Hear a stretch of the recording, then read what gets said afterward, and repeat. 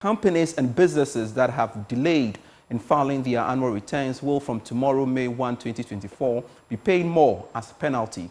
This was after the Registrar of Companies announced an increase in the penalty from 650 Ghana cedis to 1,000 cedis for every month for firms and enterprises that have failed to file their returns for last year. Let's get onto Zoom and speak to the Registrar of Companies, Madam Jemima Oware, to help us understand what all these mean to us.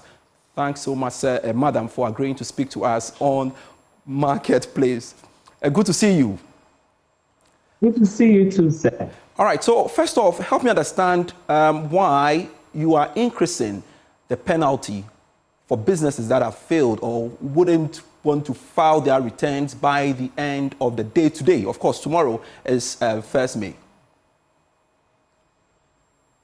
It is more of a requirement under the law, not because the Registrar of Companies wants to increase the penalty. If you go by Section 126(7) of the Companies Act, it specifically states that every year for 18 months after incorporation, you mandatorily have to file your annual return, and not only that, attach your financial statements. Now, it's possible that you are not even in operation for one reason or the other, because maybe you haven't gotten the contracts you need, and you still have to come and file the annual return and update us on the current information on the company. And the administrative penalty stated there is, for you not doing that, 25 penalty units for each day that you default and not filing the return. That's about 300 Ghana cedis for each day. Yeah. Look at this. Also states it's against the company and every officer of the company. And that's very punitive if you compare that. So if we're going by that mechanism, we're talking about 9,000 cedis for each month. And that is just too much. And so we are even breaking it in bits. We started off from 300 Ghana cedis penalty units. We raised it gradually. And now it's gone to 1,000, and it's going to be every month it will be accumulated just to ensure that it serves as a deterrence. It is not that the ORC wants to just increase penalty for penalty's sake. That is the law. And it's to serve as a deterrence. When it's so low, you don't take it, they take it for granted. I see. So even if we consider using that as a punitive action to, more or less deter, recalcitrant, so to speak, firms that wouldn't want to file their returns. But again, realistically, looking at the economic environment and what have you, businesses are complaining about, the hardship they find themselves in. Do you think that one increase from 650 to 1,000 is fair, really? It's not a matter of even fairness. I agree, it's punitive. I agree, but that is the law. This is not the ORC just increasing fees. This is what the law states. And my flouting the law, I also have issues. So I would prefer, and that's actually what I prefer, that companies would file on time. So you don't even have to pay this money. Because if you file on time, if you get your auditors to get your books prepared on time, get your company secretary to file your documents on time, you will not need to pay this money. The filing fee is just 100 Ghana cedis for a year to file an annual return. It's just 100 Ghana cedis. So if you do things on time, you pay 100 Ghana cedis for a year. And let's go through your files and see how many companies are likely to fall prey to this. So I've been talking from the beginning of the year. Now we have about over 8,000 companies that by the end, what it is from May 1st, it will come into force, but implementation, I'll push it to June 1st. Okay. So it's coming to force May 1st, but I'll give companies 1 month for implementation. So from June 1st, that is when we'll start striking companies up. So between now and June 1st, anybody who knows that their accounts are not up to date, they should make every effort to file it. Also, the annual returns, they should make sure they update us of the current information on it. Then from June, we'll also send out SMS notices to all these companies, give you one last chance. So that shows you that we are not that keen on collecting that money.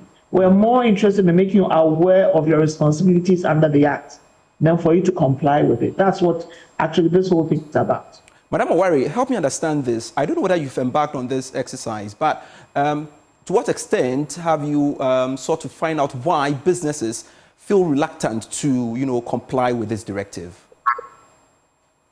Okay, first of all, many of them register without even understanding the requirements under the Companies Act.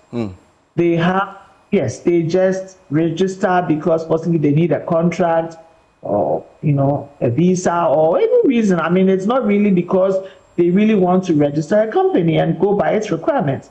So they have secretaries who don't even understand what it is to file an annual return. They pick up the auditor's letters from our office without even knowing who their auditors are.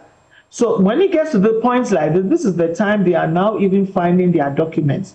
So clearly, such companies must not be on the register. They are just not serious. And so you can make this effort so that those who are really serious actually come and file. So all those that don't come by 1st June, I take it that they are not interested in carrying on business with those names in Ghana. And so we'll take it off. Anytime they are ready, they can come back on it. And that should be within 12 years. They can go to any court and ask that their names are brought back onto the register.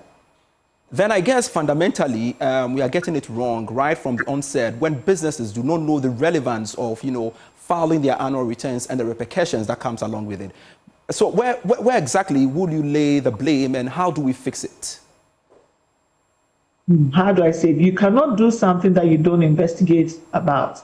Right from the onset, you want to register a company, about what is even involved in registering a company. For instance, you can't register just a business name without necessarily registering a company. A business name just takes you 100 Ghana cedis to register. You don't need directors, you don't need a secretary, you don't need auditors, you don't need to file annual returns, you don't need to file financial statements, and yet you can carry on business very well in Ghana. But everybody gets up, I want to register a company. It is a very serious business. So if you know that you are not ready for it, don't register it. So all those who registered, and I've given this last chance, if you don't come by 1st June, then we'll take it off. Then we'll have only those that are serious who want to carry on business properly as a company in Ghana on the register. And we'll continue doing it. It's not just one time. It will be a continuous affair until we prune down the numbers on the register and have those that are serious about doing business as a company in Ghana. And one more thing before we let go of you. Tell me about the development in relation to customers of Black Shield Fund Management. What has become of it? I know the matter is still pending in court. What's the latest on that? Stay of execution has been filed by the lawyers of Black Shield, and we have responded to it. It's been moved to a new court, so we'll be hearing the matter. Depending on whatever the ruling is, then we can continue with the case. But as it is, it's still in court. And until we get a ruling, we cannot get them onto the bailout package that government puts in place for all its investors of the various fund management companies.